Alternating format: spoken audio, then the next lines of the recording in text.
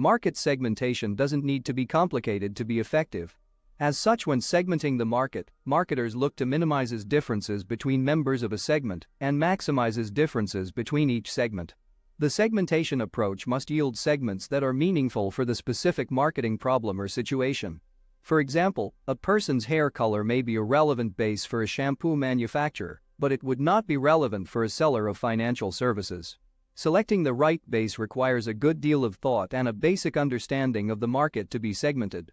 In reality, marketers can segment the market using any base or variable, provided that it is identifiable, substantial, responsive, actionable, measurable, accessible, and stable. Segment identifiability refers to the extent to which managers can identify or recognize distinct groups within the marketplace, for example, using women's dress size as a standard base for segmenting a market. Segment substantiality refers to the extent to which a segment or group of customers represents a sufficient size to be profitable, for example, designer clothes for dogs. As a business, we can survive if the segment is substantial. Segment responsiveness refers to the extent to which consumers in a defined segment will respond to marketing offers targeted at them. For example, manufacturer of Arabic bread in Toronto would need to know if there are different segments for the product and if their marketing strategy will attract those segments in the same positive way.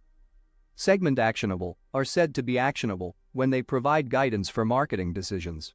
For example, you may be in a very competitive market and find it difficult to compete with larger brands. As such, by identifying other segments in the market to whom your competitor don't supply to, you may get favorable response from customers and retailers alike. Segment measurability. Is it easy to identify and estimate the size of a segment? These questions are imperative for smaller business that moves forward with an idea. For example, are there people interested in freshly baked birthday cakes for dogs? If it seemed like there is, then we would need to know how many people are there in this segment. Segment accessibility refers to the extent to which marketers can reach the targeted segments with promotional or distribution efforts. For example, a business interested in selling products to women who work outside their home will find it harder to access them compared to stay-at-home wives and mothers. Segment stability has to do with consumer preferences.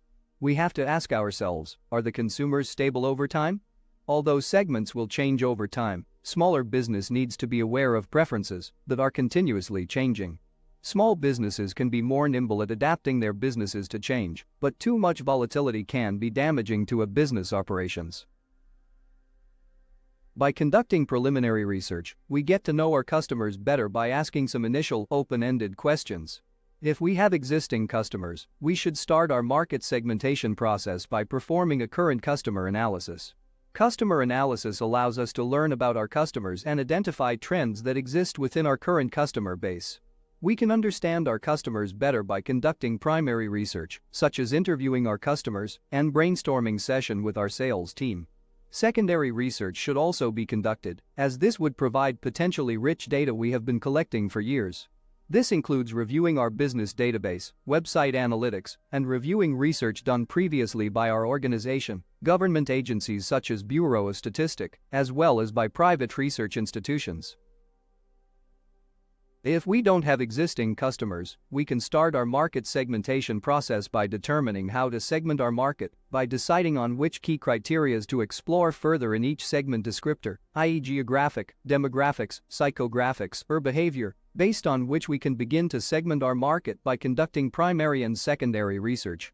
We should also conduct analysis of competitors' customers, as well as their current marketing activities, to shed some light on what works and what doesn't in comparison to our own business. Based on which we could attract similar segments by adapting our product offering, as well as marketing activities. We can now analyze the data collected either manually or with statistical software to identify our target segments. Once we have completed market analysis, we'll have a good idea about who our current and potential customers are. Based on this information, we can create a buyer persona that describes the exact type of customer we'd like to attract. A buyer persona is a semi-fictional description of our ideal customer. It allows us to clearly visualize the person that our brand is trying to attract. A buyer persona is based on market research and real data about our existing customers. When creating our buyer persona, we should consider including customer demographics, behavior patterns, motivations, and goals. The more detailed we are, the better the buyer persona will be. As such, by knowing whom we want to work with will make it easier to find the right market segment opportunities. Now that we have developed a buyer persona that describes our ideal customer, we can start looking for opportunities in the market segment. A market segment opportunity is a trend that can drive new marketing strategies or product offerings. To find these market segment opportunity, we must consider: what problems does our product solve? What problems can our product solve better than our competitors? What do we as an organization know a lot about or excel at? Once we have answered these questions, we can refer back to our customer analysis and buyer persona to uncover opportunities, such as segments currently underserved. Identify customer characteristics or qualities that are most common to group into one segment. Find segments our products are uniquely qualified to serve. And even identify a few potential market segment opportunities that we may not have previously explored. A lot of work has been done to get to this point. However, in business, as in life, we must look at reducing risks and maximizing our returns. As such, before we launch a marketing campaign for a new segment of our market, we must verify that the identified segment is a good option.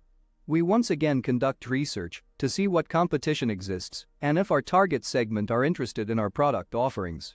At this stage, there are 3 core considerations that are essential for evaluating segment attractiveness. This includes segment size and growth, segment structural attractiveness, and company objectives and resources. It is important to consider that, as there are no formulas for evaluating the attractiveness of market segments, a good deal of judgment must be exercised when evaluating the 3 core considerations. So it looks like we found a good fit for our product offering. However, before going all in, we must evaluate the new segments to ensure they are usable and helpful by creating a few campaigns to test our idea. We should look to try out our products in the new markets and track the results to see where we can find a sweet spot that resonates with the target segment. Small market tweaks can lead to big results. As such, at this stage, we must continue to test, tweak, and iterate based on the results and what we learn. If results are not favorable and our products are not getting much traction with the new segment, we can try segmenting based on other criteria and shift our marketing activities accordingly. To invest or divest in the new segment? This is truly one of the hardest questions to answer, as we can get attached to our ideas as well as the newfound segment. If results are favorable, we can ramp up investment in our marketing activities to better serve the needs of this segment. However, if results continue to be unfavorable, we may be better off divesting and concentrating on our core customer base. At the end of the day, like everything else, there are no guarantees or formulas for 100% success all of the time. Though by following the process we can most certainly limit the chances of failure, and by learning from our past marketing activities, we can move towards greater future success. In closing, be not afraid to make mistakes, instead learn from them and make new mistakes in the future.